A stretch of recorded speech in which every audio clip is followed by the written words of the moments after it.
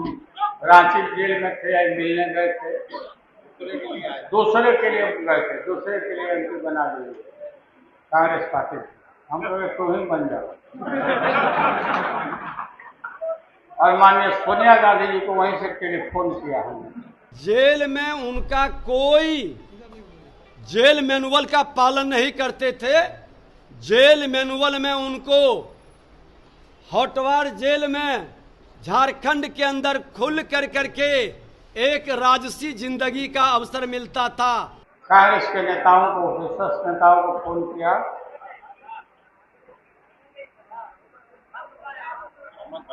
अहमद भाई को फोन किया, अहमद भाई को कि हम इनको क्लियर करिए, हम इनको बनाते हैं। हम राज्यसभा, वही राज्यसभा के एमपी के रूप में भी कंटिन्यू कर रहे हैं, हो ना कंटिन्यू। फोन से सोनिया गांधी से बात करते थे। आप इसी से अंदाज लगा लें कि माननीय न्यायालय ने तो जेल में दिया था एक भ्रष्टाचारी को सुधरने के लिए, उसके पाप के किए कर्मों का पश्चाताप करने के लिए, लेकिन वो व्यक्ति जेल के अंदर अय्याशी कर रहे थे, जेल के मैनुअल को तोड़ करके सुख सुविधा प्रदान कर रहे थे। इसलिए जितनी सजा जेल के अंदर बीता है वो सजा फिर से इन पर लागू हो। लालू प्रसाद यादव ने कल अपने भाषण में खुद उन्होंने कहा कि वो जेल में थे और उन्होंने सोनिया गांधी से बात की और अखिलेश सिंह के बारे में कहा कि इन्हें राज्यसभा भेजा जाए। देखिए, लालू यादव राजनीति के सबसे कलंकित पुरुष के रूप में जो गरीबों का मसीहा बन करके आए थे, वो बिहार के खजाना को लूट करके जिस श्री बाबू के बारे में कल वो बोल रहे थे, वही श्री बाबू हैं कि जो देश में बिहार के मान सम्मान स्वाभिमान को बढ़ाए थे, सामाजिक समरसता को जोड़े थे, अगड़ा पिछड़ा और दलितों को एक सूत्र में बांधे थे, बिहार के किसानों के खेतों तक नहर की जाल बिछाए थे, इंडस्ट्रीज वातावरण बनाए थे। और लालू यादव जब से आए इंडस्ट्रीज बंद हो गया, अपहरण का उद्योग चालू हो गया, किसानों के खेत में पानी पहुंचने का काम, बिजली का तार गायब हो गया।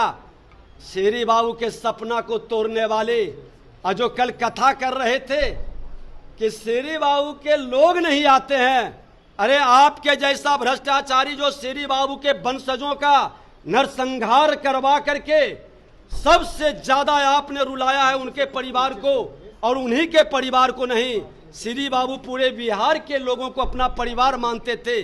सबको जातीय उन्माद पैदा कर करके नरसंहार करा करके आपने लड़ाया था। देखिए, जेल में उनका कोई जेल मैनुअल का पालन नहीं करते थे।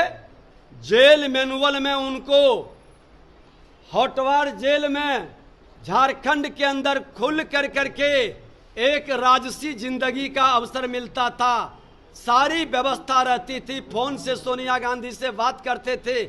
आप इसी से अंदाज लगा लें कि माननीय न्यायालय ने तो जेल में दिया था एक भ्रष्टाचारी को सुधरने के लिए, उसके पाप के किए कर्मों का पश्चाताप करने के लिए, लेकिन वो व्यक्ति जेल के अंदर अय्याशी कर रहे थे, जेल के मैनुअल को तोड़ करके सुख सुविधा प्रदान कर रहे थे। इसलिए जितनी सजा जेल के अंदर बीता है वो सजा फिर से इन पर लागू हो, क्योंकि ये जेल के मैनुअल को तोड़े हैं। जेल के अंदर अगर जो इस तरह के व्यक्ति को सही रूप से जेल की सजा नहीं मिलेगी, दंड नहीं मिलेगा, तो लोगों के बीच अपराध करने का, भ्रष्टाचार करने में भय नहीं रहेगा और ऐसे भ्रष्टाचारी अपराधी का मनोबल बढ़ते जाएगा। इसलिए लालू यादव के खुद के बयान पर संज्ञान माननीय न्यायालय लेके इस पर एक्शन ले, ताकि समाज के अंदर अपराधी और भ्रष्टाचारी का मनोबल गिरे। मुख्यमंत्री जा रहे हैं आनंद मोहन के घर सहरसा। देखिए, मुख्यमंत्री जी हैं, कहीं भी जा सकते हैं, लेकिन बहुत देर हो चुका है। मुख्यमंत्री जी, आपने हर बिहारी को अपमानित करने का काम किया, रुलाने का काम किया, जनादेश का अपमान कर करके बिहार की भावनाओं को कुचला है और जंगल राज को जनता राज बताकर गुंडा राज में आपने तब्दील किया है। उन गुंडा राज के लोगों को बचाने का खेल मत खेलिए। अब कम से कम थोड़ा सा भी बिहार की जनता के प्रति स्नेह है तो इस्तीफा दे करके बिहार को बख्श दीजिए। लालू यादव को बुलाया गया, लालू यादव वहाँ सेंटर ऑफ अट्रैक्शन थे, क्या लगता है कांग्रेस ने अपने आत्मा को खत्म कर दिया? लालू यादव नीतीश कुमार को नहीं बुलाया गया। देखिए, कांग्रेस ने लालू यादव को बुला के इनका सम्मान नहीं किया, कांग्रेस इनको बुला करके अपमानित किया है। अरे वही लालू यादव और नीतीश कुमार हैं जो लोकनायक जयप्रकाश नारायण के आवास पर शपथ लिए थे कि भ्रष्टाचार मुक्त राष्ट्र बनाएंगे, जाति विहीन समाज बनाएंगे और कांग्रेस मुक्त भारत बनाएंगे। आज कांग्रेस के गोद में बैठकर भाषण दे रहे हैं, गौरवान्वित हो रहे हैं। ये राजनीतिक बेशर्मीपन का हद हो गया। जो जिसके विरुद्ध नीति नीयत लेके चले थे, राजनीति के सर्वोच्च शिखर पर बैठे थे, वो व्यक्ति कांग्रेस एक एक करके आज लालू यादव को, नीतीश कुमार को, उद्धव ठाकरे को, केजरीवाल को अपने लाइन में लाके खड़ा कर दिया। इनका कोई नैतिक अधिकार नहीं है अब समाज के बीच राजनीति करने का, क्योंकि जिसके विरुद्ध आपने राजनीति किया है उसी के साथ खड़ा हो गया। ऐसे लोग, सिद्धांत विहीन लोगों को राजनीति में कोई अवसर और मौका जनता नहीं देने वाली।